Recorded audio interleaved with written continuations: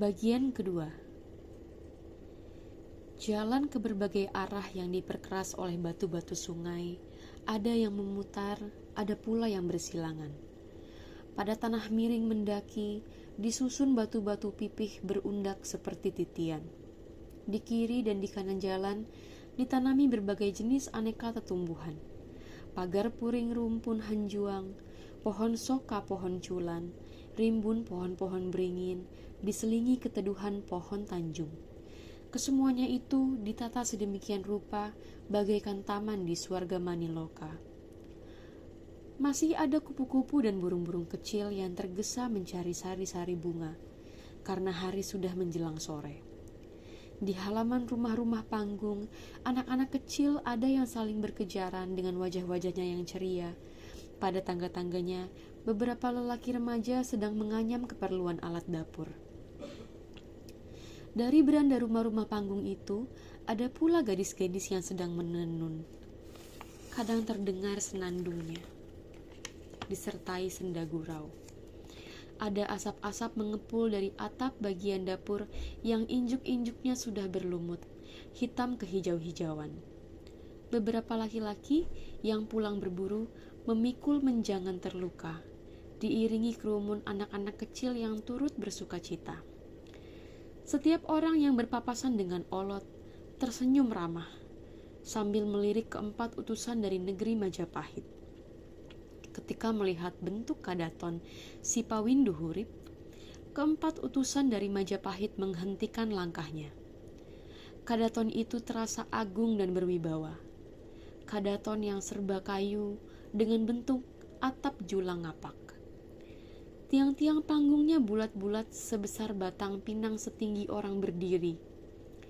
Bilah-bilah papannya berukir aneka tetumbuhan rambat. Sebagian menyerupai daun paku, begitu juga tiang-tiangan kecil yang memperkokoh pinggiran rumah berbentuk pagar penghalang. Pada bumbungan atapnya, dibentuk kayu bersilang menuding angkasa seperti cula badak. Atap yang menjulang tinggi bagaikan keperkasaan burung julang yang terbang membelah Jomantara.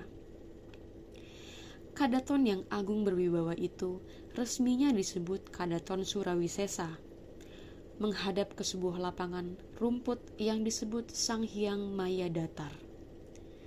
Di sekitar Kadaton Surawisesa ada dua bangunan kadaton lainnya yang diberi nama Sri Kancana Manik dan Bumi Manik. Sedangkan bangunan-bangunan lainnya, tempat para pangagung menjalankan pemerintahannya disebut Balai Bubut, Balai Mangu, Balai Tulis, Balai Sitan, dan Balai Watangan. Kesemua bangunan yang serba kayu itu menghadap ke utara, membelakangi perbukitan dan pegunungan. Di halaman Kadaton Surawisesa berkibar umbul-umbul dengan warna-warna biru, nila, putih, kuning, merah, dan hitam legam. Itulah umbul-umbul yang melambangkan opat kalima pancar. Puncak-puncaknya yang lengkung melambai-lambai, seakan mengucapkan selamat datang. Beberapa pangagung bergegas berpapasan. Mereka semua berjubah putih, satu warna dengan ikat kepalanya. Pemandangan seperti itu membuat empat utusan dari negeri Majapahit tak tahan untuk tidak bertanya. Maaf Kisanak, kalau boleh saya bertanya, bagaimanakah membedakan jabatan mereka? Tanya utusan yang tertua. Perbedaannya terletak pada gelang tangannya, Kisemah, jawab Olot sambil tertawa. Tapi tertutup lengan jubahnya, Kisanak. Utusan tertua semakin heran. Gelang-gelang itu terbuat dari kanteh. Masing-masing mempunyai warna sesuai dengan jabatannya. Hanya di lingkungan pangagung saja yang mengetahuinya, dan mereka tidak merasa bangga terhadap gelang-gelang tangannya itu. Tutur Olot dengan bersahaja. Prabu Maharaja Linggabuana duduk bersila di atas suatu gilang, dihampari selembar kulit macan kumbang yang telah dikeringkan. Warnanya hitam legam. Prabu Maharaja Linggabuana menatap ke semua pangagung dengan pandangan yang agung berwibawa. 4 utusan dari negeri Majapahit duduk bersila di hadapan Prabu Maharaja Linggabuana, didampingi mantri mancanagara. Sedangkan Olot telah kembali ke Lawangkori. Beberapa pengagung negara turut menyertai tamu yang diutus oleh Bre Majapahit. Mereka menyapanya dengan ramah, seakan-akan baru ketemu dengan sanak saudara yang telah lama berpisah. Isi lalayang telah ku mengerti, Ki Utusan. Ini suatu kehormatan untuk negeri Sunda. Mulai besok, kalian bisa menjalankan tugas sebagaimana yang diperintahkan oleh Bre Majapahit. Sekarang, silakan beristirahat dulu. Sabda Prabu Maharaja Linggabuana diakhiri oleh senyumnya yang akrab. Setelah keempat utusan berlalu dari ruangan Balai Panglawungan, setelah para pengagung pulang ke rumahnya masing-masing, Prabu Maharaja Linggabuana bertanya kepada adik kandungnya, Mangkubumi Buniswara Suradipati. Bagaimana menurut pendapatmu tentang maksud Bre Majapahit itu, Rai Mangkubumi? Pun sapun Raka Prabu, sebaiknya kita jangan mengharapkan yang bukan-bukan.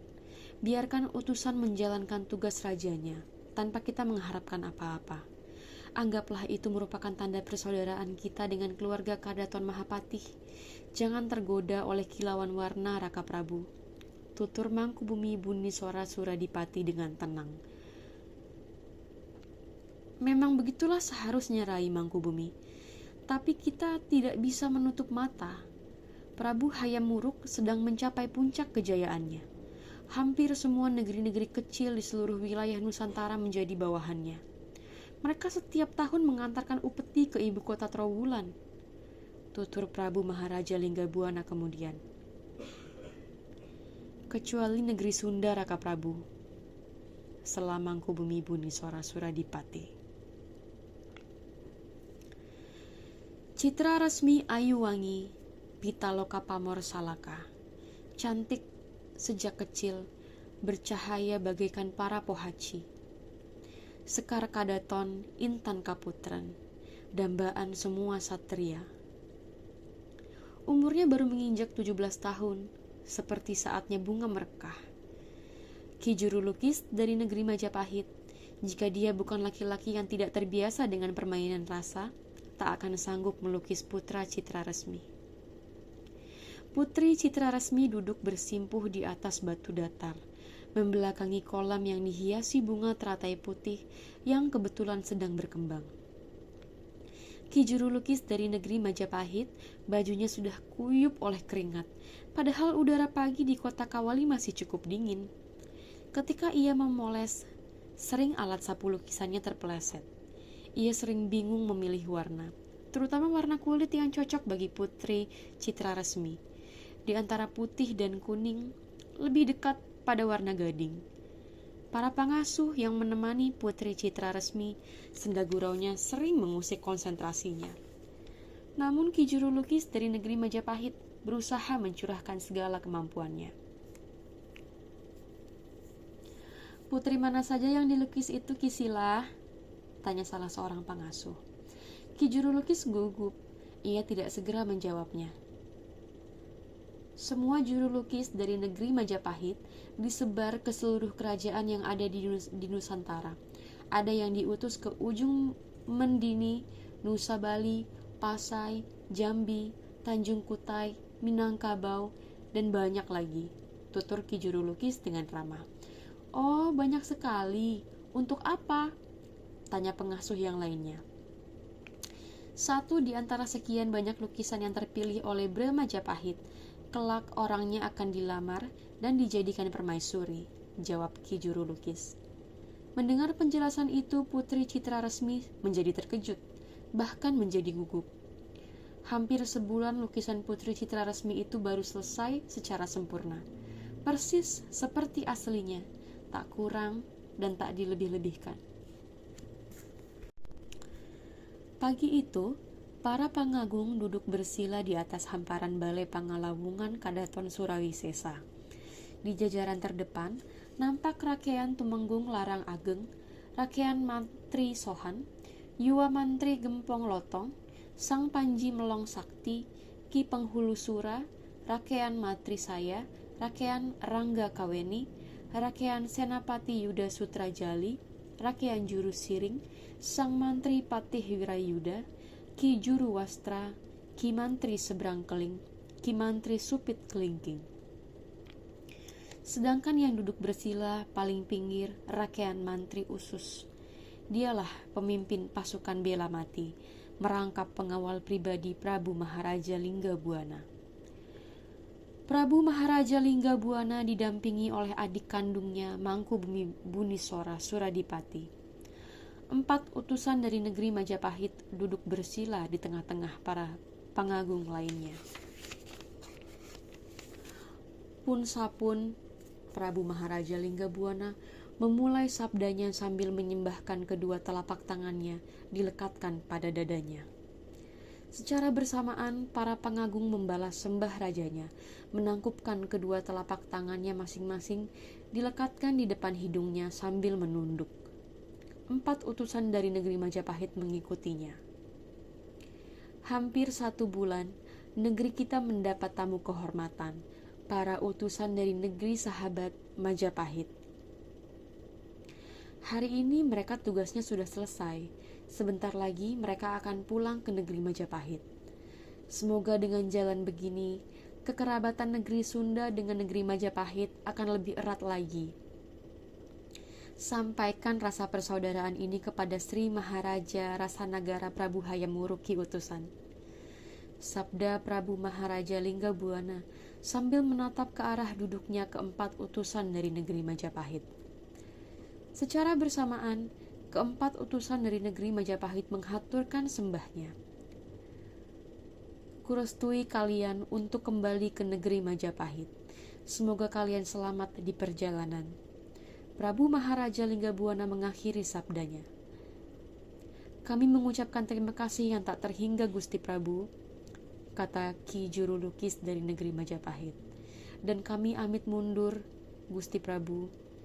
Setelah menyembah kembali, 4 utusan dari negeri Majapahit secara tertib undur diri dari Balai Panglawungan Kadaton Surawisesa. Beberapa pengagung mengantarkannya hingga halaman Kadaton.